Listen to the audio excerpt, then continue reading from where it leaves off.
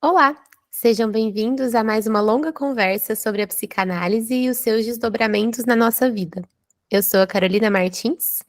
Eu sou a Roberta Rodrigues e o episódio de hoje é: existe a formação certa para o psicanalista? E antes da gente começar nosso episódio aqui, a gente precisa lembrar uma coisa que a gente tem lembrado sempre, as pessoas que estão ouvindo a gente constantemente já sabem, que é a nossa parceria com a Sabiá Marcas. A Sabiá Marcas é uma equipe de pessoas que trabalha com registro de marca, e a gente estava até conversando mais cedo, né, de que elas fazem todo esse protocolamento, né, jurídico do registro da marca, transmite uma segurança da marca, mas elas cuidam desde o comecinho, assim, dão assessoria para pensar, né, como é a sua marca, como você quer que ela seja representada, né, o cuidado com a imagem que você tem e tal. Então é bem legal a equipe deles, é bem útil para a gente, assim, em termos de proteção do desculpa o áudio longo e tudo mais, e a gente queria lembrar vocês que a gente tem uma parceria com elas, né, amiga? Se vocês também quiserem registrar a marca de vocês, que não precisa ser de um podcast, pode ser do próprio consultório, inclusive, vocês também têm um cupom de desconto. É só vocês falarem áudio longo, Sabiá 10, que vocês têm 10% de desconto em todo esse processo com o pessoal da Sabiá Marcas. Fica a nossa super indicação e confiança neles. Sim. E bora pro episódio propriamente dito, né? A psicanálise foi criada como ferramenta para a compreensão e cuidado da vida psíquica do ser humano no início do século passado. E apesar das duras críticas sofridas ao longo do tempo, algumas bastante pertinentes, outras sem fundamento algum, o que se percebe é seu crescimento constante. A cada comentário que faz alusão à morte da psicanálise, um novo grupo de estudiosos e clínicos surge. A gente entende que muito disso se deve à condição da psicanálise de compreender profundamente o ser humano em seu âmago, que remonta aos primórdios da humanidade, ao mesmo tempo em que se atualiza constantemente diante das questões sociais e culturais que aparecem e transbordam em nossos aparelhos psíquicos. O contínuo crescimento da psicanálise acontece, sobretudo, porque existe uma transmissão cuidadosa e atenta daquilo que a faz ser o que é. Em setembro deste ano, nós fizemos um episódio sobre formação em psicanálise com a querida Sandra Bulhões. Um episódio que seguiu ressoando em nós e rendeu frutos, tanto que nos aproximou de outras duas pessoas que estão implicadas na transmissão e na comunicação da psicanálise de uma forma parecida com essa que tentamos produzir. Duas pessoas que buscam costurar tradição e inovação na democratização do acesso à psicanálise, sem perder de vista as prerrogativas que protegem a psicanálise de se tornar qualquer coisa menos cuidadosa. Então, estamos aqui para construir juntas uma conversa sobre formação, transmissão e os diálogos possíveis que a psicanálise nos proporciona. Afinal, como a psicanálise vem sendo vivida e comunicada ao longo do tempo? Como podemos contribuir para que essa comunicação aconteça de forma responsável? Qual é o uso possível dos recursos tecnológicos atuais para isso? E o que fazer diante das tantas possibilidades de formação? Existe uma formação certa? O que há na psicanálise que gera em alguns tanto encantamento e em outros tanta repulsa? É um assunto que traz muitas questões. Vem pensar com a gente? Como a Carol comentou, hoje a gente tem duas pessoas muito queridas aqui com a gente, com as quais a gente se identifica muito, principalmente na proposta de pensar formas contemporâneas de continuar falando de psicanálise. Que alegria ter vocês aqui com a gente. Então, Regiana e Tatiane, no tempo de um áudio, contem pra gente. Quem são vocês? Oi, eu sou a Regiana Lamartine, sou psicóloga, estou em formação pela Sociedade Brasileira de Psicanálise de Minas Gerais. Também sou podcaster, como as queridas do Desculpa o Áudio Longo. E sou uma apaixonada pela psicanálise, então, vira e mexe, estou tentando transmitir aonde eu vou, por onde eu passo, né, sobre essa coisa, como vocês colocaram na introdução, né, que nos faz ou amar ou odiar, e mesmo sendo uma apaixonada, já briguei muito com a psicanálise, e eu acho que isso é importante. E falando um pouquinho mais do lado pessoal, eu adoro cozinhar e, e ter boas companhias, né? Tomar um café com as amigas, né? Acho que foi assim também que me aproximei da Tati, que é uma parceira, e espero em breve ter a oportunidade de tomar um cafezinho com vocês. A gente também espera. Sim.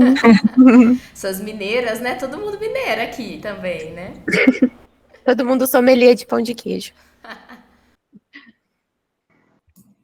Olá, eu sou a Tatiane Flor, e eu estou aqui, né, pensando na minha história com a psicanálise, porque eu vi uma pessoa muito próxima a mim fazer análise quando eu era criança, e eu acho que isso me despertou, assim, viver os efeitos de uma análise, né, convivendo com essa pessoa.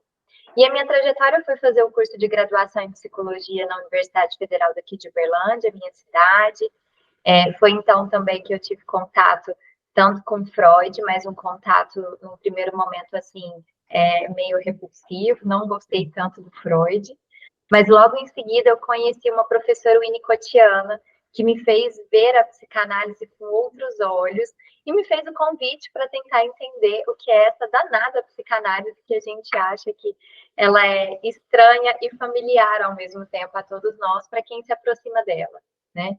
Foi a partir daí, então, com a minha graduação, que eu fiz uma especialização em psicanálise, aqui também na minha cidade, e desde então eu faço parte de grupos de estudos, faço parte também do NIP, que é o Núcleo de Investigação e Pesquisa de Infância, e assim, me debruço a psicanálise praticamente grande parte do meu dia, né? Mas também, como a Rê estava contando, adoro ficar com os meus cachorrinhos, adoro cantar, para quem não sabe, já ganhei dinheiro cantando em casamento, gente. Ó, Que demais! Hoje em dia é só no chuveiro mesmo. E acho que, assim, eu amo a vida e talvez a psicanálise me chama a isso, né? Eu só vejo sentido na psicanálise se ela está ligada às questões da vida, e eu acho que é disso que hoje nós vamos falar, sobre uma formação em psicanálise também ligada às questões da vida. ai, que coisa linda. Isso que você falou sobre a vida me fez lembrar um negócio do último episódio que a gente gravou com a Marina. Não sei se a Rô lembra, que ela fala assim que o sentido da análise não é a própria análise, é a vida como um todo. E eu acho que é bem daí também que você está falando. E eu fiquei aqui curiosa para saber também como que surgiu o podcast de vocês. Que aí acho que a gente pode falar um pouquinho do Tá Me Analisando. Esse nome também é genial. Porque quem aqui não conhece alguém, quem está nos ouvindo, que já falou isso, ou a própria pessoa que está ouvindo já falou ou já ouviu, né? Porque é muito comum essa frase. Na verdade, eu e a Rê, na pandemia, nós fazíamos lives no Instagram, né? A gente pensou assim, nesse encontro nosso também, na nossa formação, de algum modo, né? Eu e a Rê nos conhecemos num grupo de estudos que a gente fez juntas, aqui em Uberlândia, e na pandemia, com a mudança dela, né? Depois ela pode ir contando, assim, dessa trajetória, a gente pensou, quem sabe a gente pode falar sobre a psicanálise, um modo de transmitir a psicanálise também de um jeito mais próximo.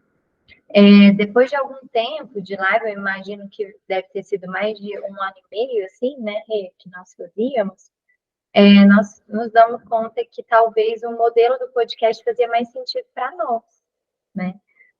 As nossas lives chamavam Bate-Papo Entre Amigas, e aí nós pensamos, vamos migrar para o podcast, né? Talvez até levando essas lives, que também são conversas riquíssimas, pensando que o podcast é um lugar que as pessoas escutam, né, no trânsito, as pessoas escutam cozinhando, lavando uma louça, e é uma plataforma talvez mais democrática, assim, né?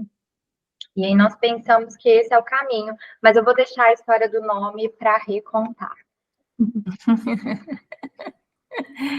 Estávamos lá, né, pensando, né, acho que bate-papo entre amigas, acho que já tinha, né, no podcast, acho que algum podcast com esse nome, e a gente foi quebrar a cabeça, né, fomos pensar para pensar um novo nome, e aí né, estávamos também aqui, né, numa reunião online, né, e aí eu olhei para a Tati e falei, tá me analisando? Ela tomou um susto, não, eu estou aqui pensando, não sei o quê, e eu estava falando, não, é o nome do podcast, tá me analisando? E aí a gente viu que, não, acho que é esse nome mesmo, porque, né, impactou até a Tati, assim, né, que é como vocês falaram, essa pergunta, quem é que nunca fez, né, na área psi, ou que já ouviu, né, e acho que também vai contando o quanto que a psicanálise, né, ou não só, né, mas a saúde mental foi ganhando espaço, né, as pessoas foram vendo o quanto que é importante, que isso caiu, né, no popular, vamos falar assim, né? As pessoas já têm uma noção, né, que existe algo de se analisar, de se cuidar. Então, a gente achou, assim, muito democrático, né, esse nome. Nossa, gente, rolou muita identificação aqui, né? Assim, para além do nascer o podcast na pandemia e tudo mais, não sei se a Rô tem essa mesma sensação, mas eu acho que o germezinho, né? A sementinha da nossa coisa construída aqui começa quando ela vai embora de Uberaba, sabe? Assim, quando ela vai para Ribeirão, e a gente era muito grudada aqui em Uberaba, sabe? E aí fica assim, claro que né, de você ir para Ribeirão e a gente começar o podcast teve um longo tempo, né? Mas vem dessa coisa de querer continuar próximo, querer continuar fazendo coisas juntos, querendo continuar conversando e ter isso instituído, né? Um horário, então, na semana em que a gente vai conversar, ou a semana inteira, talvez, né? Porque é isso que acaba acontecendo. E aí o que eu fiquei pensando, assim, nessa identificação toda com o que vocês estão falando, é que a gente se forma muito no contato com o outro também, né? Já que a gente está falando de formação, a gente precisa muito disso. Isso movimenta muito a gente para os lugares assim que a gente nem tinha pensado que seria possível movimentar. E aí eu queria perguntar, já indo pro nosso assunto, como que tem sido essa coisa da formação, assim, na vida de vocês? Como vocês têm se sentido em relação a isso? Que lugar que o podcast tem nessa questão da formação? Mas como têm sido os pensamentos de vocês sobre esse assunto? Deixa eu fazer um parênteses antes, só porque eu acho que põe mais um elemento para depois ouvir vocês. Ouvindo vocês, eu não tinha pensado nisso ainda, mesmo gostando do nome, mesmo já sabendo do podcast de vocês, mas agora me ocorreu uma ideia nova, que os nossos podcasts, o de vocês e o nosso, a gente escolheu frases, palavras que está na boca do povo, né? Então, desculpa o áudio longo, tá me analisando, são coisas muito populares, e que eu acho que isso já tem muito a ver com tanto um convite para as pessoas nos ouvirem, quanto talvez com o objetivo da proposta, né, do podcast, que é fazer essa interface entre formação, mas também transmissão, de uma forma menos fechada, e sim para chegar em mais pessoas, população mesmo, né, não só quem é da área, enfim. Pensei isso. Ai, que faz muito sentido, né? Tô aqui pensando que é um próprio movimento da psicanálise, né? Assim, das instituições psicanalíticas, de entender que a gente precisa estar cada vez mais próxima das pessoas, né? Porque a psicanálise se faz, como a Tati mencionou, né? Se parece com a vida, é psicanálise. E talvez seja um movimento aqui do nosso país, né? De estar podendo estar em outros meios, né? Acho que é um movimento que não começou exatamente agora, mas que eu entendo que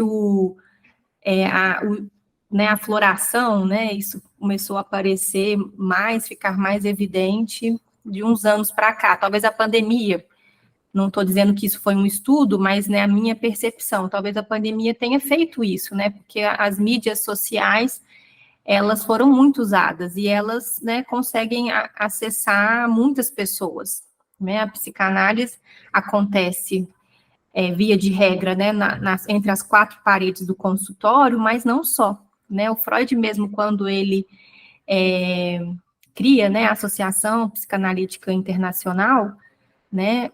Aliás, a Associação Internacional Psicanalítica, ele já fala de atendimentos sociais, né, de poder estar fazendo esse serviço.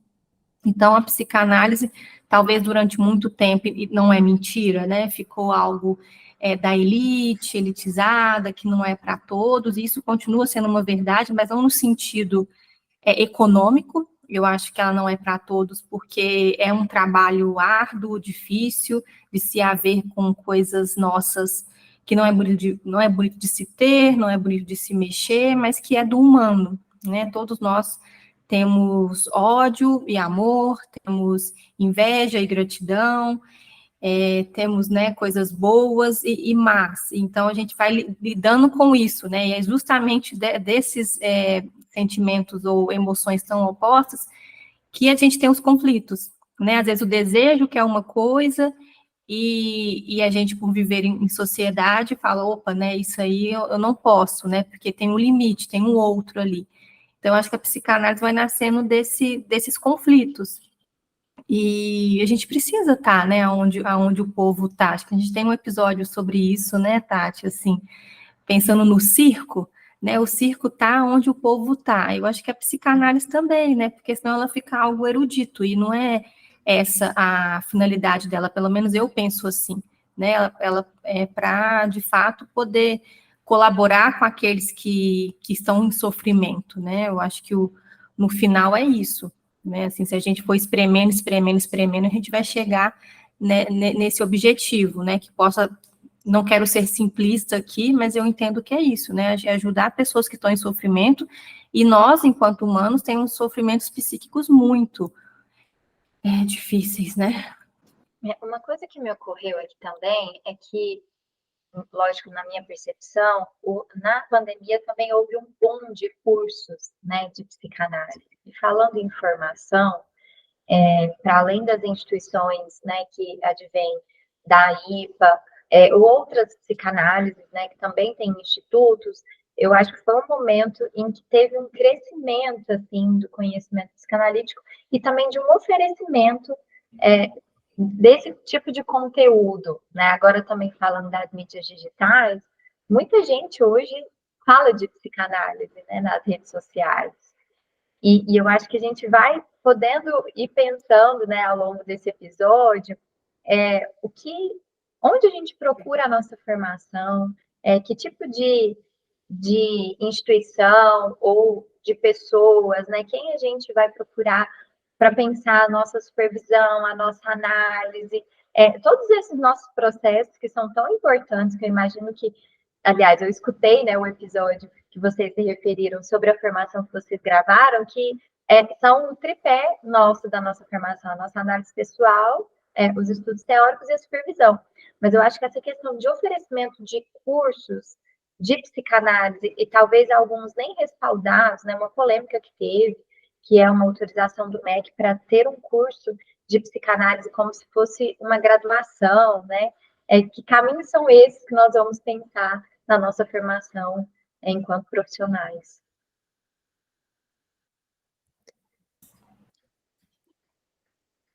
Queria compartilhar com vocês uma coisa que eu venho pensando muito, assim, que a gente pode.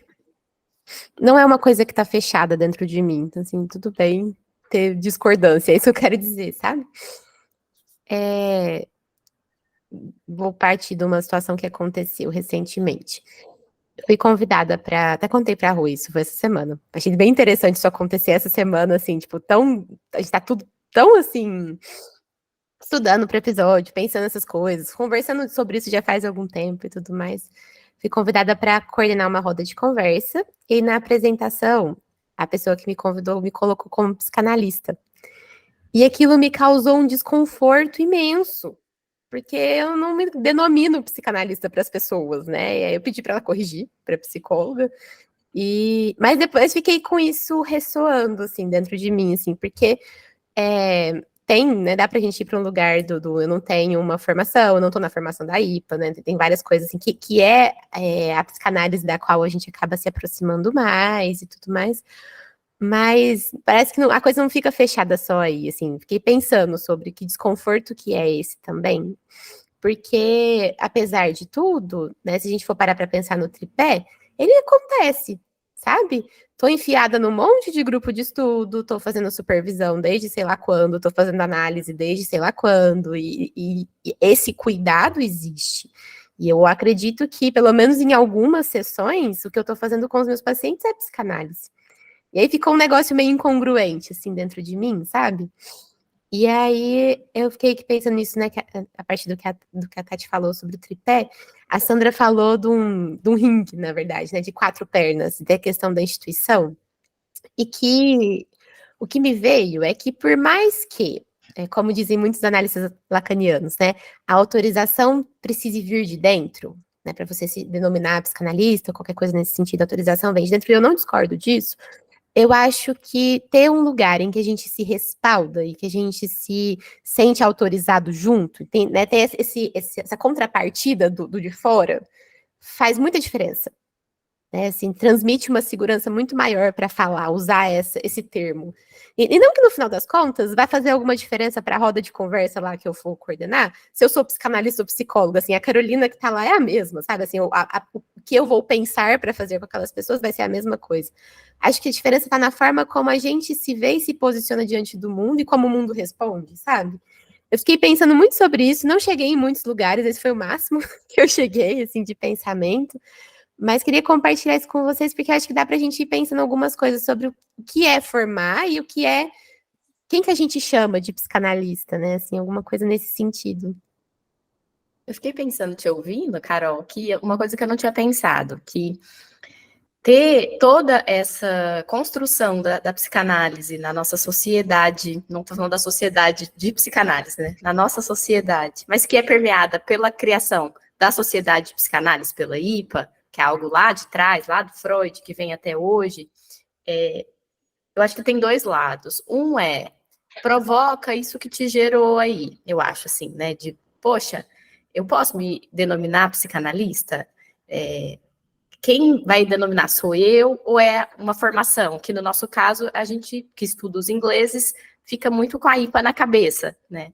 Então, será que se eu estou fazendo isso, eu estou passando por cima de algo que é tão sério?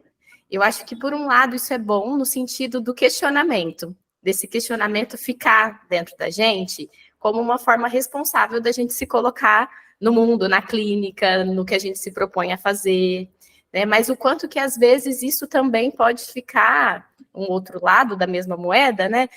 Autoritário, né? No sentido de... Acho que o próprio título que a gente colocou. Então, essa é a única formação certa? Essa é a formação? Né? Será que o que eu faço também não é uma formação?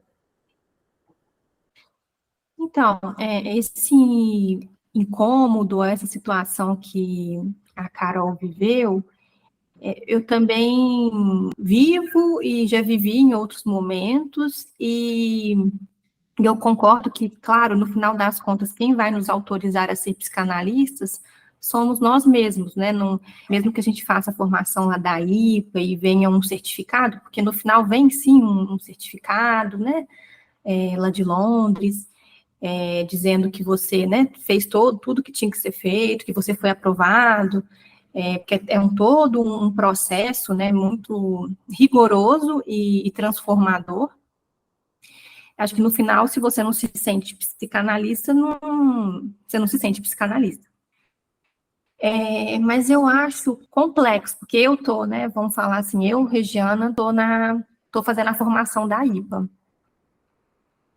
E eu já vinha fazendo a formação. Eu sei que a minha formação não começou exatamente quando eu me inscrevi para o processo, né? Porque você se inscreve, aí você faz parte, você faz um processo para ver se você vai poder entrar. Então, assim, tem todo um cuidado, né, para se começar a formação. Depois você faz, pelo menos, né, aqui no Brasil a gente segue esse modelo, você faz, né, um tempo antes de análise, na SBPMG se faz 1 ano de análise, para depois começar os seminários, que são seminários teóricos, que englobam a obra de Freud, técnica, né, seminário de técnica, que a gente vai estudar transferência, contra-transferência, resistência, interpretação, todos esses conceitos, né, que ocorrem dentro de uma sessão de análise. E também tem os seminários clínicos que a gente vai trocar ali com os colegas, que é como uma supervisão, né, que a gente vai levar um caso e vai discutir ele, né, poder ampliar para ajudar ali o colega candidato, né, a pensar aquele caso.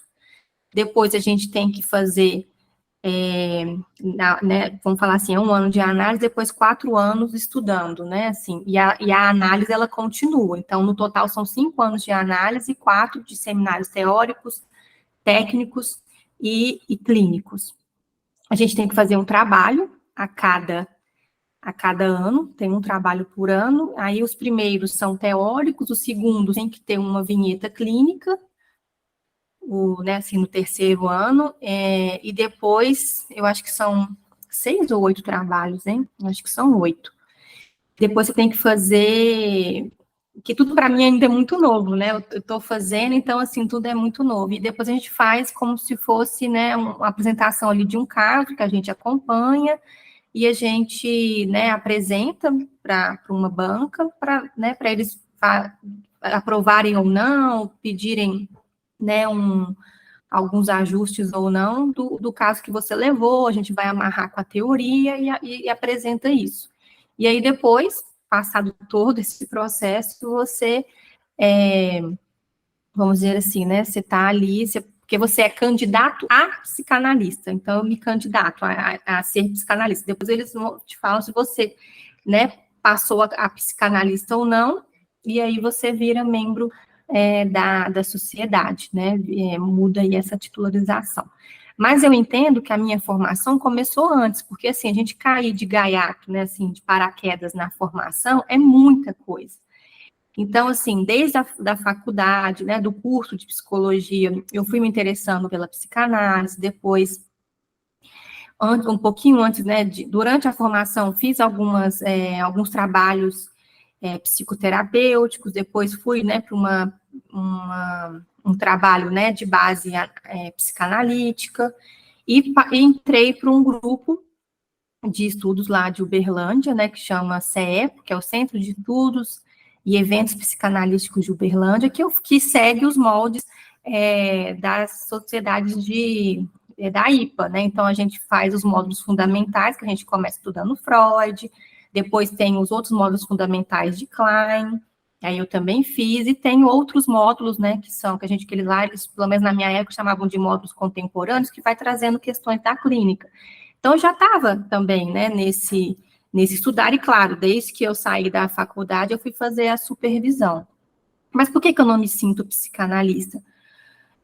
Porque eu sentia que algo faltava, algum aprofundamento, né, um conhecimento mais a fundo, que eu sinto que eu estou agora podendo mergulhar nisso, mas que me faltava. E aí, acho que o diferencial, né, das formações pela IPA é a análise. Todas nós aqui fazemos a análise e fazemos há muito tempo. Mas essa análise, né, que a gente chama dentro da IPA de didática, porque é feita por um analista didático, ela é muito diferente das outras, né? Esse rigor, que eu entendo que é um rigor, mas também uma necessidade de 4 vezes por semana durante 5 anos, é algo que remexe muito, né, conosco. E assim, por que precisa remexer, né? Porque essa história que a gente ouve, que é muito verdadeira, de que a análise do nosso analisando só vai até onde a nossa análise foi, é muito verdadeira.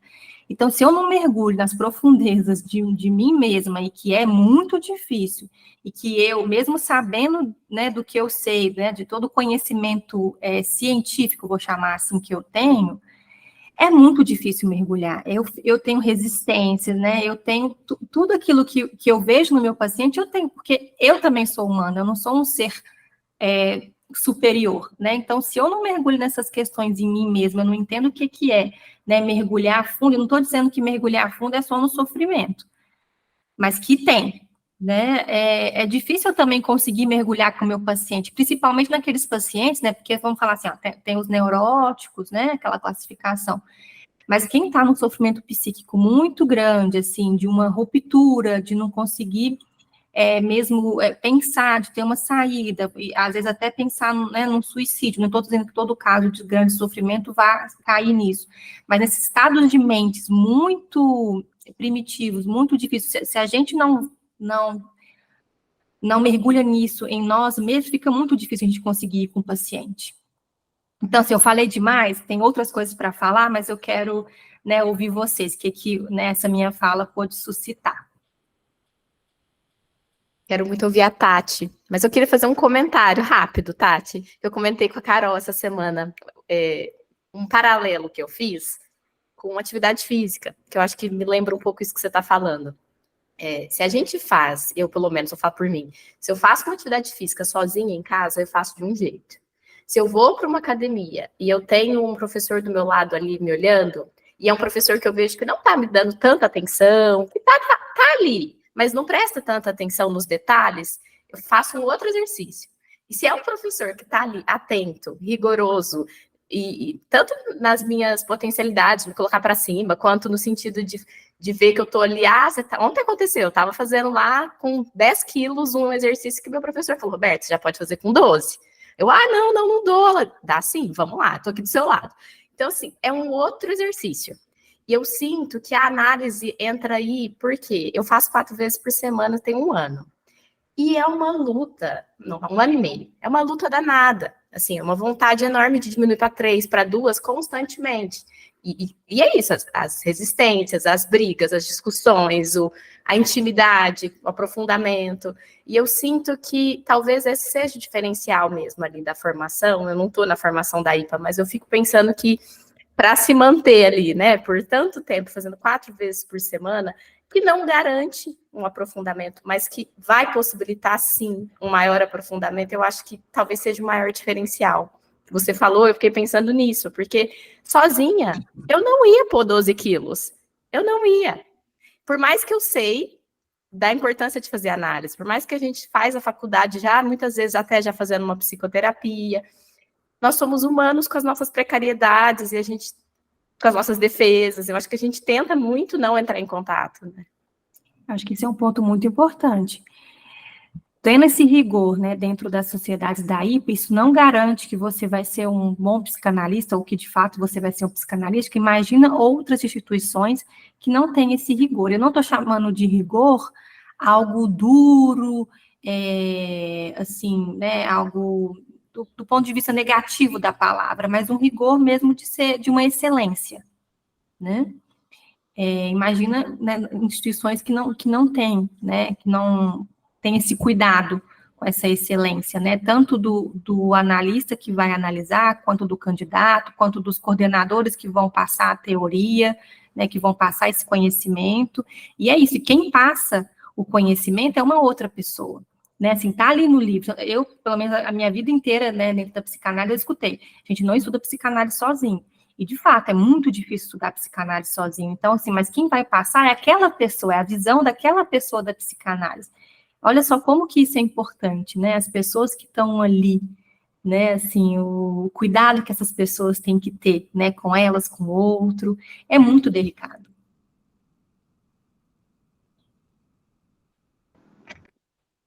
Eu ouvindo vocês, fiquei pensando que a minha história vai por um caminho um pouco diferente, e fiquei me lembrando que a minha avó fazia coxas de retalho para mim quando eu era criança.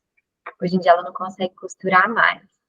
Mas as costuras que foram sendo feitas assim no meu caminho vai por uma via um pouco diferente, que é assim, a formação, eu acredito que o respaldo institucional ele é essencial, mas tem uma questão também, às vezes, de uma realidade que a gente precisa falar a nível de Brasil, que é uma formação também, né, com um custo muito alto financeiro. Tem todos os custos que a gente acredita, assim, né, que a gente sabe que existe, que tem um investimento pessoal, mas também tem esse dado de realidade que é o investimento financeiro. Então, eu penso assim, nossa, a minha formação vai ser quando eu estiver mais caminhando, assim, para uma vida mais velhice, não sei, né? Eu fico só sonhando. Pensando, nossa, vou ter que ter muito dinheiro para fazer essa formação. na minha fantasia, né, gente? Obviamente. Porque eu acho que é um lugar que não é tão acessível para a maioria das pessoas, né, a nível do Brasil. E que eu acho que é uma questão que tem entrado também na sociedade de psicanálise, né, que é pensar sobre, talvez, cotas, né, nessas questões de cotas raciais, de uma análise, eu tenho escutado, né, principalmente, eu conheço mais pessoas da sociedade de São Paulo, que têm pensado, sim, em formas, talvez, das pessoas buscarem analistas que oferecem preços um pouco mais acessíveis, né, para trazer esse rigor que a Regiane estava falando de manter 4 vezes por semana. Então, acho que, assim, é uma discussão que a gente pode ir pensando nessas costuras diferentes de acordo com a nossa realidade. Porque eu penso que tem uma forma, assim, que a gente vislumbra, né, uma formação com todo esse rigor, mas também não impede da gente ir se formando ao longo do caminho e investindo com o que a gente tem, né, com a possibilidade que a gente tem, fazendo a análise de uma forma séria, e também, né, de uma forma cuidadosa, com um bom profissional, que a gente sente que é um aprofundamento, né, se a gente reconhece quem é aquele analista, a referência que ele tem e o vínculo que eu construo com ele, os cursos que a gente vai buscando, as instituições que a gente vai buscando, eu também faço os módulos fundamentais do CEP, que a Regiana disse, né, que são pessoas, assim, que me ajudam muito a entender, né, e a crescer com a psicanálise, os grupos de estudos que a gente vai procurando, os supervisores, né, que a gente pode ir encontrando esse contato também bastante cuidadoso e que tem que ter uma identificação afetiva também, né, não é só teórico-clínica, que a gente tem que se sentir à vontade. Então, eu acho que eu trouxe isso, assim, eu acho fundamental a gente pensar no que é possível quando a gente não consegue ir para essas instituições, né, que tem, a gente sabe que tem um investimento financeiro muito alto, mas que isso não impede da gente continuar investindo na nossa formação. Fiquei aqui pensando que tudo. Na verdade, eu fiquei aqui pensando muitas coisas, não sei se eu vou conseguir dar uma organizada aqui para elas saírem de um jeito mais resumido. Mas tudo depende muito do uso que a gente faz da coisa, né? Na vida, assim, não só do título psicanalista, não, mas de por que esse título importa, ou qual uso que eu faço da minha análise, como eu vivo a minha análise, né? Como eu tô ali inserida no meio daquelas pessoas e como eu me sinto quando eu tô ali também. Eu acho que muita coisa entra nesse jogo aí. E que eu acho que a gente lida com uma coisa muito, muito, muito, muito delicada e íntima dentro das pessoas que confiam essas coisas delicadas e íntimas a nós, né? E que precisa, assim, ter um respeito e um cuidado muito grande com isso. E eu acho que cuidar da formação tem a ver com isso, com respeitar, inclusive, a pessoa que está ali com a gente. E que aí, nesse sentido, ter uma instituição transmite uma segurança a mais também, de que a gente está fazendo isso de um jeito cuidadoso, respeitoso, e eu acho que todas essas, acho que eu posso chamar de regras colocadas, né, pelas sociedades da IPA e tudo mais, tem a ver, sim, com o cuidado para que a coisa seja o mais próximo possível do que a gente tem de garantia, já que não tem garantia de nada, né, então, o mais cuidadoso possível, né. Mas eu acho que é bem importante esse tipo de discussão aparecer, e aparecer, inclusive, para as pessoas que fazem parte das sociedades, porque eu acho que a grande polêmica das formações de psicanálise é justamente a análise didática, né? Não sei se vocês já viram pessoas de outras linhas psicanalíticas ou de outros pensamentos sobre esse assunto falarem sobre isso. O que eu vejo é sempre assim, que o que a gente tem chamado de rigor, eles têm chamado de rigidez. Né, muito nesse sentido, assim, tanto no sentido das 4 vezes, da alta frequência, né, quanto no sentido de o que torna alguém um analista de data, né, nesse processo também. E eu acho que vale esse tipo de discussão, inclusive para cuidar de não ficar uma coisa, assim, por fora mostrando, a gente está sendo cuidadoso, e por dentro só manter ali todo mundo dentro da mesma bolha, né? Eu achei tão legal, uma pessoa, né, no congresso lá da FEBRAPS que a gente foi, estava contando que estava numa palestra e que estavam falando sobre formação e tudo mais, e que aí uma menina que é da graduação virou e falou assim, então, vocês é o seguinte, eu tô aqui porque eu sou herdeira. Falando desse jeito, né? Essas pessoas mais jovens de hoje em dia têm altos termos que eu acho o máximo. Eu tô aqui porque eu sou herdeira, porque os meus colegas da faculdade não têm R$300 para bancar só na inscrição do evento. E R$300 não chega nem perto do valor que a gente pagou, né? Então, eu acho que essas discussões são importantes para impulsionar, talvez, não a perder o rigor, sabe? Mas a ter o rigor, né, verdadeiro, contextualizado dentro da realidade que a gente vive. Assim, eu acho que essas coisas, né, o que vocês falaram, assim, acho que costura muito uma coisa na outra, sabe? Por mais que sejam pontos diferentes olhando para a mesma coisa, são pontos que precisam costurar para que a coisa seja, acho que verdadeira mesmo, no sentido verdadeiro do Winnicott, sabe? Sim. Eu também, né, tinha essa mesma ideia da Tati, de que, olha, a formação é quando eu estiver bem mais velha, com a clínica muito estruturada, porque em Uberlândia não tem a sociedade, então, além do custo da formação em si, teria o custo da viagem. Então, assim, é toda semana, né? Então, a gente teria que ir ou para Ribeirão ou para São Paulo, que é mais perto. Mesmo em Uberlândia, tá? Para quem não sabe, fica em Minas Gerais, a referência é, né, São Paulo, porque o acesso é muito mais fácil. Então, eu pude fazer porque eu estou numa cidade, né, em Belo Horizonte, que tem a formação. Então, isso, assim, me adiantou muitos anos, né, para poder fazer essa formação. Facilita, né, Rê? Facilita demais, porque é um custo a menos, né, que se tem. Mas, assim, entendo que é necessário.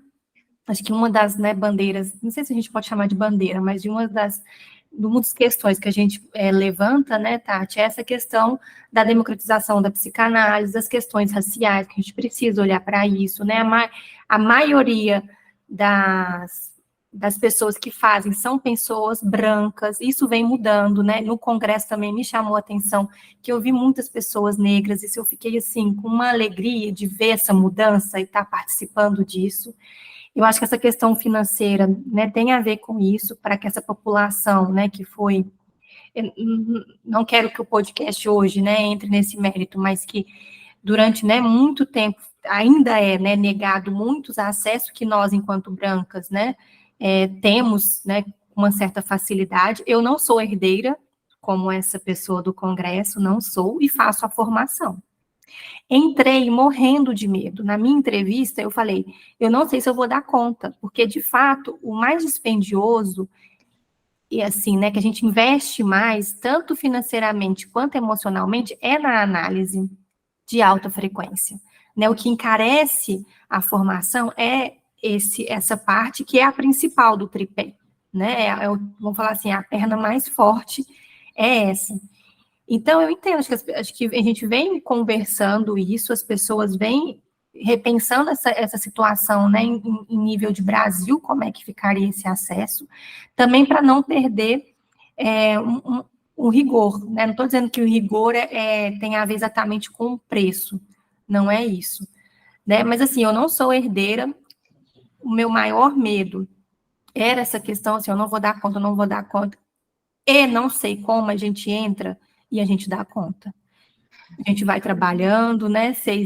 A gente estava tendo uma conversa aqui nos bastidores, e aí, nós estamos falando de assistir, né? O filme, nossa, que esse filme é legal, que essa série é muito bacana, e eu perguntei assim para Carol, aonde que tá essa série? Ela falou, no Prime. Aí eu falei, eu não assino, eu só tenho Netflix. Ela falou, mas assina, vale a pena. Aí eu pensei assim, minha filha, na formação, não dá para eu assinar mais nada, porque assim, tudo que eu tenho, assim, eu tô com Netflix, tá ótimo, vou ficar só nele mesmo, porque assim, a gente vai fazendo mesmo, a gente vai abrindo mão de outras coisas, eu fico assim, né, será que eu que não gosto mesmo, assim, que não tô em outro momento da minha vida, mas assim, eu fico sabendo um monte de show bacana aqui em Belo Horizonte, eu fico assim, gente, teve show aqui de fulano, tipo assim, que eu gosto, eu falei, não fiquei sabendo.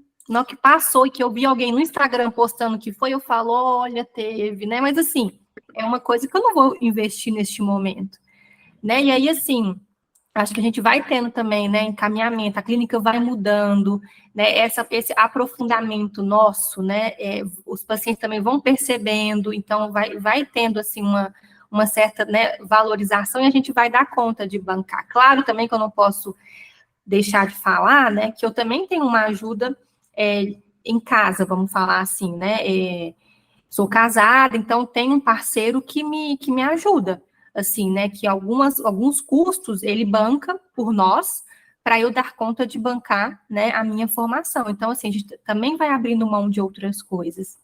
E eu acho que também um ponto que eu queria trazer antes da gente, né, e para os finalmente, é por que chama formação?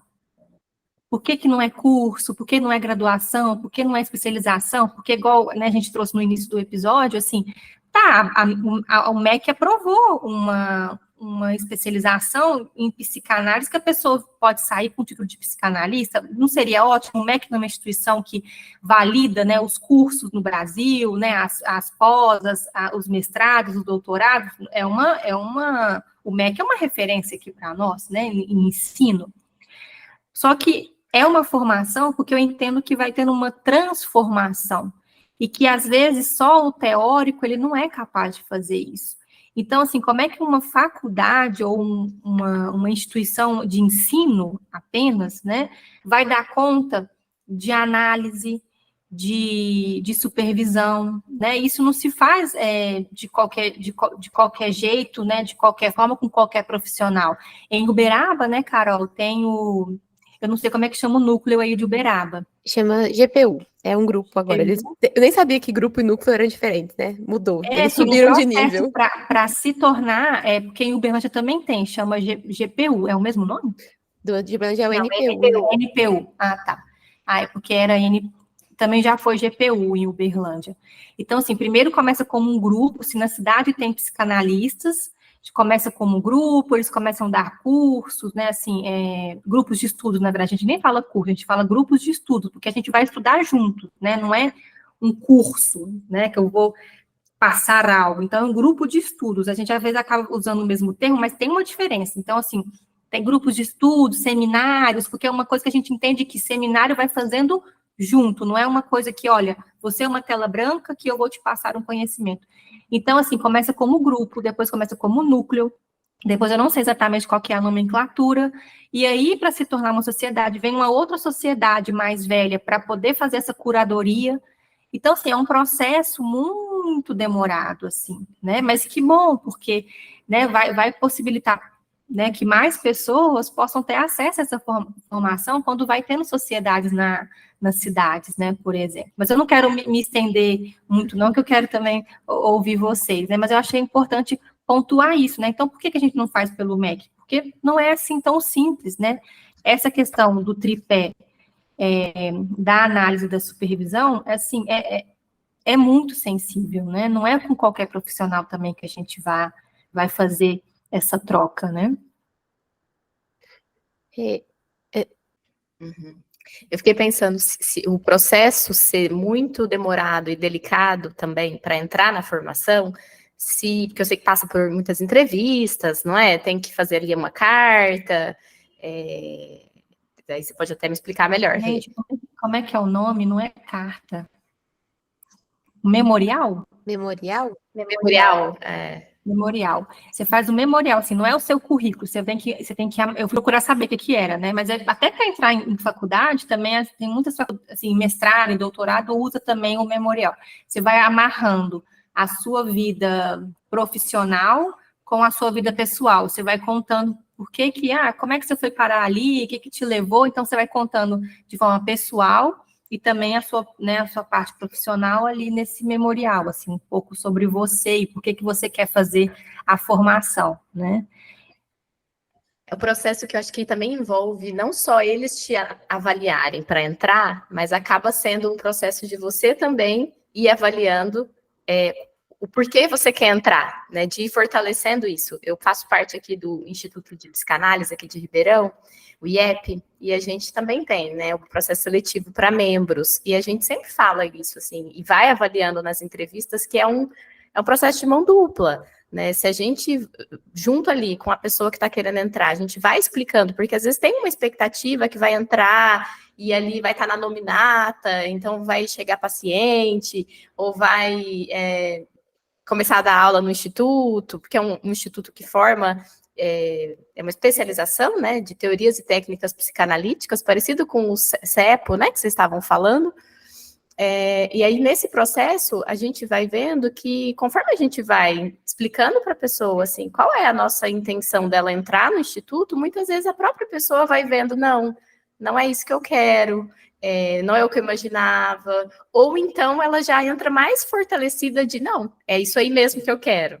Então, as coisas que são, acho que muitas vezes a gente olha, torce o nariz, assim, com coisas que são processos, que são demorados, que são muito detalhes, longos, mas esses processos, eles têm uma função, né? Um texto que a gente leu, até ele é do Luiz Cláudio Figueiredo, ou acho que é do Luiz Cláudio Figueiredo, que ele fala que processo ainda não é uma boa palavra, né? Processo de formação, que seria cultivo.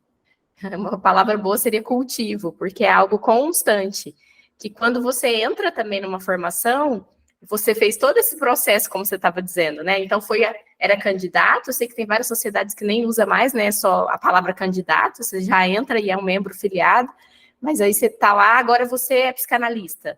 É um cultivo constante, não vai parar também. E até um risco, acho que esse é um risco também, de entrar e falar, bom, ficar arrogante no sentido de entrei, pronto, sou psicanalista, agora eu não preciso fazer mais nada. E o Bion traz essa, eu não vou saber exatamente assim, mas com profundidade, eu quero dizer, mas o Bion traz isso, né? Ele fala assim que às vezes, né, o candidato, o postulante, porque antes você é postulante, depois você vira candidato. E aí o postulante, ele, né, quando ele passa, dá um alívio, tipo assim, eu não tenho uma parte psicótica, né, assim, na ilusão da nossa cabeça, nossa, eu não sou tão psicótico assim, porque eu passei, vou fazer uma formação. E que não é isso, né, o Bion tem essa teoria, né, da parte não psicótica da mente e a parte psicótica da mente. E que a gente vai ter que trabalhar, remexer nessas coisas, mesmo você passando, né? Eu até brinco assim com as colegas, falo assim, gente, quando a gente paga CRP, a gente podia estar isento de qualquer dessas coisas que a gente sente, né? Assim, desses entraves, a gente podia. Então, assim, fazendo a formação também, a gente podia ficar isento, né? Mas a gente não fica, não tem como. Né, temos que lapidar, né? Achei excelente o cultivo, temos que cultivar. Aí nasce, cresce, desenvolve, dá fruto, vamos plantar de novo, né? Planta e vamos melhorando a terra, vamos melhorando, né, o fruto que a gente está plantando. Achei excelente. Uma coisa que eu fiquei aqui pensando, da gente falando sobre a diferença de curso ou de grupos de estudos, enfim, né, seminários, é que nessa onda de ter muitos cursos, eu acho que eu comentei isso com a Rê. Há um tempo atrás, eu fiz um curso mais voltado para a linha winnicottiana. E, né, nesses cursos, depois que abre assim, para discussões, apareceu alguma questão sobre o conceito do Freud. E um conceito que eu diria assim, um pouco basal na psicanálise. E a pessoa que estava dando o curso ficou apuradíssima, assim. E eu não estou aqui pensando que tinha que saber, né, que tinha que dar uma resposta certa. Mas ficou uma questão, assim, eu não conheço muito Freud. E isso me pegou, eu fiquei um pouco assustada. Eu falei, nossa, como que é isso, né? Como que a gente vai pensando numa transmissão de psicanálise sem saber um pouco das bases da psicanálise? Que eu acho que a gente tem que ir pensando também, mesmo que a gente não esteja numa formação da IPA, né? Quais fontes que a gente vai procurando para a gente entender o que é psicanálise, a história da psicanálise, como ela foi se desenvolvendo, até a gente pensar no que é contemporâneo, que talvez a gente se identifica mais, que a gente gosta mais. Mas nessa caminhada, não tem como a gente não começar pela base, né? E que às vezes a gente precisa, até para discordar do Freud, ou para discordar da sociedade da IPA, eu tenho que ir lá conhecer o Freud, eu tenho que conhecer a sociedade da IPA. Porque senão fica assim muito fragmentado E aí a gente não entende nem o que o Winnicott escreveu, porque o Winnicott ele também partiu do Freud, da Klein, né? Então, acho que assim, a gente tem que tomar muito cuidado no nosso percurso de formação, seja ele institucional ou seja ele um pouco mais autônomo. Nossa, muito. Nossa, isso que você tá falando, Tati, assim, remoeu um monte de coisa aqui em mim, porque passei por vários lugares bastante winnicottianos até hoje na minha vida, e o conceito, assim, brigado é o da pulsão de morte, né? Que é um conceitão, assim, né? Um super conceito. E o Winnicott tem Carol, mesmo. foi o danado. Eu não queria contar, mas foi. Eu imaginei. Desculpa. Me lembro de nos bastidores contar várias fofocas a respeito desse tipo de coisa. Mas O Winnicott, para ele, não tinha pulsão de morte, então vamos ignorar. Né? Não existe. Essa é a questão, porque ele fala assim, tem até uma passagem assim que o Winnicott é bem categórico, assim, de falar, de que ficar falando de pulsão de morte talvez tenha sido o grande erro do Freud, que as pessoas têm muita mania de falar o grande erro do Freud, né? Mas ele é muito categórico e ele vai trazendo toda uma construção em cima do que então ele entende que é as coisas que o Freud coloca como pulsão de morte. Mas até para você concordar com o Winnicott, você tem que saber do que ele tá falando, né? Assim, que é isso, então? Por que ele não está concordando? Da onde vem? E o que a gente faz com essa coisa que a gente identifica como pulsão de morte, então? Assim, não é uma questão de essas coisas não existem. É uma questão de que ele está pondo talvez outro nome ou outra... É o meu entendimento, né? Sim. Mas aí talvez seja a parte autoral, né, de cada um, sim, que vai ter a ver, inclusive, com a própria análise. Sim, e a autoral do próprio Winnicott, no caso, e também das pessoas que vão estudar o Winnicott depois e que vai pensar um outro jeito de fazer aquilo, mas continua trabalhando com o material bruto do inconsciente ali, ou com o que dá para fazer com o material bruto do inconsciente. E eu acho que é muito... que é fundamental que a gente não fique muito arrogante mesmo. Até nesse sentido de ficar confortável, igual a Rô estava falando assim, passei, agora não vou precisar fazer mais nada. É muito sedutora essa ideia, né? Vou ali... muito esforço. Ai, passei, acabou. Acabou nada. Igual a academia, né? O exemplo que ela deu, assim, que a gente é visível. Gente, você malha, tá toda, né? Hoje em dia as pessoas querem ter o corpo trincado, né? Às vezes também eu quero, assim, eu falo, nossa, né, ter o corpo trincado, mas dá muito trabalho, enfim.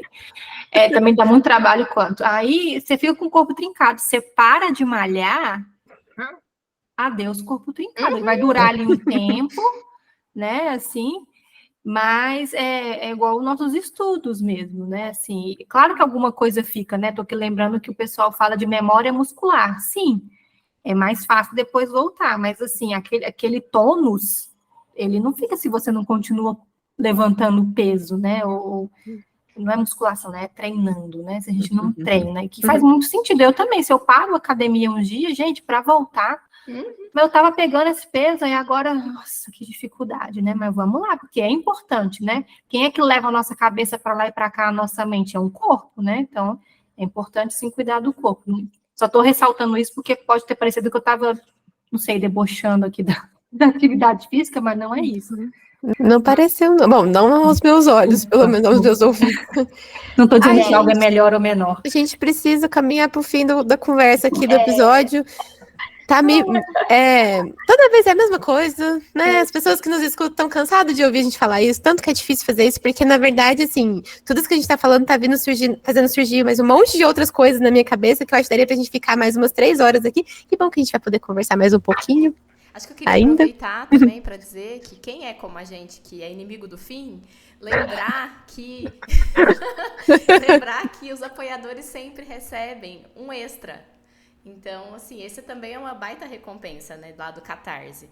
Que quem tá lá, além do episódio que já ouve, né, que todo mundo consegue acessar pelo YouTube e pelo Spotify, recebe um extra. Então tem uma gordurinha, tem um bônus. Sim. E a gente não poderia dizer também, deixar de dizer, na verdade, assim, hoje é nosso último episódio do ano, a gente tá muito feliz, inclusive, de estar encerrando com vocês. Tava me arrumando para gravar e pensando assim, ano passado a gente encerrou com uma gravação no estúdio, que foi muito especial para mim e para Carol, que a gente nunca tinha feito, mas que eu acho que tá igualmente especial poder gravar com outro podcast, que é um sonho antigo nosso, fazer um feat, que a gente está conseguindo. Então, assim, queria agradecer muito aos apoiadores, que tornam também tudo isso possível. E apoiem também pra gente fazer um encontro no ano que vem, assim, um encontrão. Toma café junto. Toma café. Não, eu pensei, nossa, é mesmo, né? Dezembro, chegou Natal, podia ter vindo no look, mesmo que aqui quem tá ouvindo pelo Spotify não viria, mas a gente podia ter vindo de look de Natal. Podia, né? A gente podia ter feito um cenário aqui. Aqui no consultório tá cheio de Papai Noel. Papai Freud. Papai Freud. O Freud Noel. Freud Noel, excelente. Ai, gente, é assim, difícil de despedir, mas eu só queria trazer uma frase que ontem eu até coloquei no story meu, que eu acho que é a função da análise, da formação, da supervisão, está num texto que depois eu conto, né? Tem a caixa de Pandora ainda. Uhum. Mas é a seguinte, assim, a função de uma análise não é criar cópias do analista, mas produzir indivíduos autônomos. E eu acredito que a função de uma formação também não é criar cópias de psicanalistas, de quem dá os seminários, quem é nosso analista, supervisor, enfim. É que a gente possa descobrir nós mesmos enquanto analistas, enquanto pessoas, né? Que é isso que dá o tom, assim, para o nosso trabalho e para a nossa vida. Exato. Que jeito ótimo, né? Da gente caminhar para a caixa de Pandora. Você já começou citando aí, o que você tem para nós, Tati? Eu trouxe o livro que o Alexandre Patrício de Almeida organizou, Muito Além da Formação. Ainda bem que eu fui a primeira, porque talvez poderia ser a indicação de outros. Roubou já a indicação. E eu acho que, assim, vale muito a pena todos os textos, mas os que eu tive contato foi um do Alfredo Nafaneto, que é justamente essa formação, assim, que ele vai por vias não das instituições da IPA, mas também muito séria, muito rica, e o do Cláudio Castelo Filho, que ele fala da experiência com a Sociedade Brasileira de Psicanálise. Eu acho que é legal a gente transitar, assim, nesses textos para a gente ver várias perspectivas. Se ficar repetitivo, depois eu trago outro livro que eu pensei, mas vou esperar vocês trazerem. Pode falar. Não, pode falar. É o Caro Candidato, eu não estou com ele aqui, mas também é da Blusher, que são diversas cartas de analistas de dados das sociedades do mundo inteiro que eles escreveram para os candidatos. Gente, é a coisa mais linda, assim, né? Eu acho que vale muito a pena para quem também se interessa e para quem almeja, né, um dia chegar nessa formação da sociedade daí. Muito bom.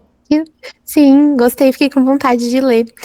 Você e a Rô, Tati, estavam muito sintonizados, porque acho que até os textos escolhidos dentro do livro foram os mesmos. Eu, pra falar a verdade, eu li quase o livro inteiro, amei. Indico todo o livro.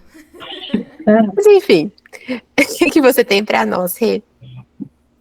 Olha, eu indico, né, a revista brasileira de psicanálise, né, que é o volume de 56, número 3 de 2022, o título é Formação do Analista, que tem vários artigos sobre o tema. Eu fiquei pensando, assim, né, em quem está iniciando, e aí eu fui, né, também pensar, né, nas cartas. Eu lembrei do livro, né, do Cartas a um Jovem Terapeuta, do Calegares, que eu acho que ele, assim, acho que essa formação, ela começa muito antes, né, como a gente falou aqui. Então, eu acho que, assim, foi um dos livros que eu li na formação, ó, meu ato falho, na graduação, que foi lá que eu iniciei a minha formação, e que eu acho que ele é muito bacana também, acho que tem uma forma muito legal de mostrando, né, esse trabalho que a gente faz. E aí eu atendo crianças, né, e um trecho que me marcou, eu nem sei se eu já transformei ele, mas eu lembro que ele falou assim, ó, se você vai atender criança, saiba que ela pode te lamber, né, te cuspir. Então isso me marcou muito, assim, do tanto de envolvimento que a gente tem ali, né, com o nosso paciente, seja ele criança ou não. E ontem eu estava cozinhando, e assim, estava escutando Atitude 67, e aí eu me deparei com a música Psicanaliza. E eu achei muito legal, E ele falando de Freud, que Freud não explica, que ele manda Freud se pi. E eu achei muito legal, assim, não tem nada a ver exatamente com a formação, mas eu acho que é isso, a psicanálise, ela tá aí, né, assim, tá numa banda de pagode, né, uma banda de pagode falando sobre Freud, sobre psicanálise, né, sobre a relação dele ali com a menina, e eu achei isso demais. Então, assim, para quem não escutou, escutem, porque a música é muito gostosinha e muito, muito legal. Eu acho que é isso. É coisa mais viva, né? Isso, assim, da psicanálise tá numa música de pagode, sabe? Assim, isso é muito. Eu acho isso lindo. E acho que isso super dá o pontapé pro nosso próximo episódio ali, nossa conversa de daqui uns minutinhos. Mas eu queria só fazer um comentário. Eu tenho um carinho tão grande por esse livro do Caligares que você falou, assim. Foi uma das primeiras coisas que eu li na graduação e recentemente eu indiquei ele para uma pessoa que me procurou para dar supervisão, sabe? E aí eu fui ler, né, para sei lá, vamos lá, faz tantos anos já que eu li, vou indicar um negócio, nem sei se ainda faz sentido. Fez mais sentido do que fazia antes. Então, assim, nossa, é um carinho muito grande por ele. E você, amiga? É muito real isso, né? De que quando a gente lê um livro depois, não é o mesmo livro, porque a gente também já não é a mesma pessoa, né? Tem sempre alguma coisa que a gente pega de novo, né? Sim. Então, assim, o livro que eu ia indicar, mas eu vou continuar indicando, que a Tati indicou, é do Alexandre Patrício, né? Que ele organizou, Muito Além da Formação, vale muito a pena. O último capítulo é um pós-fácil, na verdade. Tem um poeminha que eu tinha pensado, falei, bom, qualquer coisa eu indico esse poema também, porque eu achei muito legal. É do Paulo Leminski. Ele, na verdade, eu não sei o nome do poema, mas eu vou ler ele aqui, a partezinha que a autora coloca, porque eu acho que tem tudo a ver com o que a gente está conversando. Um bom poema leva anos... Espera, eu vou voltar. Um bom poema leva anos. 5 jogando bola, mais 5 estudando sânscrito, 6 carregando pedra, 9 namorando a vizinha, 7 levando a porrada, 4 andando sozinho, 3 mudando de cidade, 10 trocando de assunto, uma eternidade, eu e você caminhando junto. Que tem tudo a ver com esse cultivo que precisa ser constante, eterno, né? Como a Ri agora lembrou, né? Você falou, não, formação não, graduação, mas já era formação, né? Quando começou? Muito provavelmente antes até da faculdade, né? Uhum. E lembrei também de um livro que já até foi indicado aqui, não lembro mais quem indicou, mas que eu li, que eu gostei bastante e não tinha pensado, lembrei agora, que chama Seu Paciente Favorito, deixa eu ver o nome aqui, Violaine de Montclos, francesa. É bem legal, são 17 histórias extraordinárias, assim, de psicanalistas que contavam um paciente que marcou a vida daquele psicanalista. Então, ali aparece muito disso que é do cada um.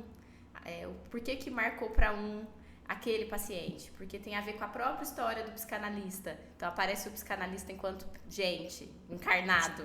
É lindo o livro, vale muito a pena. E você, Carol? Você não tá com... Tô aqui sem. Uhum. Eu tava escrevendo aqui as indicações de vocês, aí eu tiro o áudio pra não atrapalhar.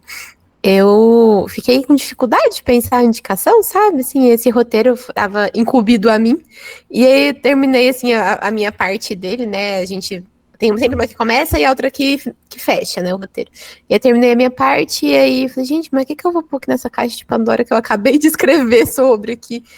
E aí o texto que estava na minha cabeça é um que eu reli recentemente, nessa coisa de reler coisas, que é o do Ogden, que fala essa arte da psicanálise, sonhando... Como é que é? É pro meu lado. Sonhando Sonhos não sonhados e gritos interrompidos. Que fala um pouco, assim, não necessariamente sobre formação, mas sobre o que ele entende por psicanálise. E as diferenças entre esses sonhos não sonhados e esses gritos interrompidos. Mas na nossa conversa me veio uma outra coisa na cabeça. Tem um cartunista, não sei se é cartunista que a gente já fala, ele faz umas tirinhas de aquarela, que a página das tirinhas chama Theo e o Minimundo. Eu não sei se vocês conhecem, eu sou completamente apaixonada. E ele tem uma tirinha em que ele coloca assim que a gente começa no começo, antes de ter começo, na verdade, a gente é uma tela em branco. E que as 2 primeiras linhas são os nossos pais. né, que faz os primeiros traços ali, são os nossos pais. E que aí a coisa vai sendo tracejada ao longo da vida toda, e aí termina a tirinha com uma tela linda, que ele está vendendo, inclusive, enquanto tela separada, com muita coisa. Eu vou ver se eu acho aqui, porque eu acho que vai ser mais legal eu mostrar isso para vocês do que... Só um minuto. Do que eu ficar descrevendo a pintura. Eu acho que vai ser fácil de achar. Se você tá ouvindo a gente pelo Spotify, nessa hora você pode ir no YouTube. Sim. Pra ver. Eu acho que... Aqui. A tela em branco. Não é essa. Ai, que saco. Eu queria que isso tivesse... Pode depois disponibilizar também no Instagram. Sim, mas eu queria mostrar pra vocês, sabe? Vou mostrar como fica a tela no final. Tô no site, inclusive, hein? Uhum. Ah, que lindo. Nossa, que lindo. Fica desse jeito. Uau. Nossa. E aí ele coloca esses infinitos de vazios no meio das linhas, que são eles que vão dando contorno também. Aí vira uma pessoa, sabe? Uhum. E eu acho que... Legal. Muito legal, né? Depois a gente compartilha também lá no Instagram e manda para os nossos apoiadores. Amiga, tirou. Mas o que eu queria falar com isso é que eu acho que a formação também tá nesse lugar, assim, de compondo, de ser uma dessas linhas que compõe a gente enquanto pessoa, no final das contas, e que a própria formação é também uma composição com várias linhas e espaços em branco. Enfim, fiquei com essa imagem, assim, da tirinha na cabeça. Linda. E uma indicação bônus, porque nós estamos falando de formação e não tem como falar da formação sem falar da psicanálise, né? Todos os textos que vocês foram indicando, os livros, me lembrou de um texto, né, da Suade, que é Psicanálise, o que ela é e o que ela não é, que é muito lindo. A Suade escreve, assim, de uma forma muito gostosa de ler. Então, assim, acho que vale a pena para fechar, né, assim, dar o último não, né, o ponto ali para se abrir outros pontos, né, dessa coxa de retalho que a gente foi continuando aí, né, da avó da Tati, por conta da psicanálise. Ai, que episódio lindo. Muito obrigada, que ótima forma de fechar o ano. Obrigada mesmo, foi incrível. A gente que agradece. Estou muito feliz. Eu que agradeço, e feliz de ter encontrado vocês, né, lá naquele monte de gente lá do congresso da FEBRAPS, ter encontrado vocês, né, foi uma coincidência muito boa. Sim. Uma coincidência, talvez não tão coincidência, porque a gente se encontrou na mesa do Lá Fora, né? Então, que bom essa junção de podcasts de psicanálise, né? Como eles falaram agora no episódio que eles acabaram de lançar, eles falaram que aquela mesa podia ter sido chamada de podcasters univos. Podcasters de psicanálise univos. Eu ouvi hoje, gente, esse episódio. Muito legal. Eu vi que eles citaram vocês, eu falei, nossa, gente, eu tô muito chique, eu tô andando com esse povo. A gente deu um grito na hora que a gente tava ouvindo. O quê? Ai, que máximo, parabéns. Muito bom. Meninas, obrigada, viu? E até daqui a Beijo, pouco. querida. Até daqui a pouco. Até.